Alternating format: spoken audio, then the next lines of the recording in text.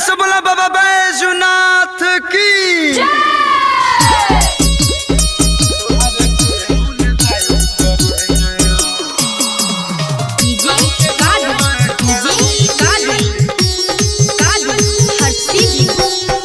सावन में दिल मोरा तुरले बारू, सावन में दिल मोरा तुरले बारू।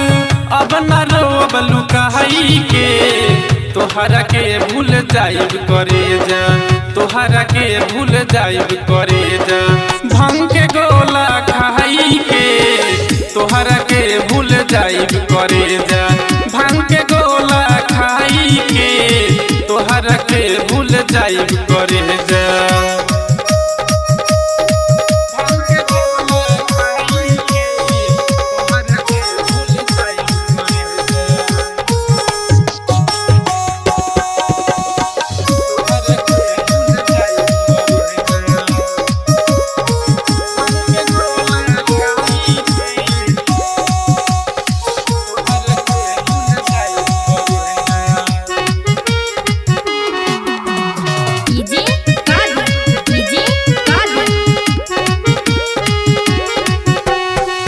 महाकाल के भक्त हई हम, परी न कवनो फरक हो। तू का सोचबू छोड़बू हमार कई के जिंदगी नरक हो। महाकाल के भक्त हई हम, परी न कवनो फरक हो। तू का सोचबू छोड़बू हमार कई के जिंदगी नरक हो। प्यार के हमसे नाटक कैलू, प्यार के हमसे नाटक कैलू। झूठो के असरा धराई के तोहरा के भूल जाइब करे जा, तोहरा के भूल जाइब करे जा। भांग के गोला खाई के तोहरा के भूल जाइब करे जा। भांग के गोला खाई के तोहरा के भूल जाइब करे जा।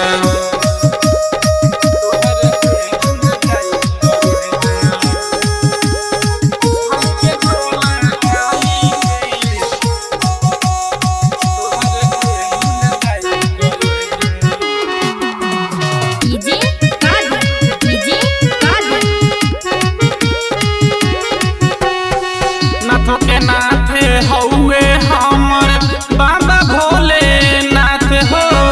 तू का छोड़बू हाथ हमर बहरई हो साथ हो। नाथों के नाथ हौवे हमर बाबा भोले नाथ हो। तू का छोड़बू हाथ हमर बहरई हो साथ हो।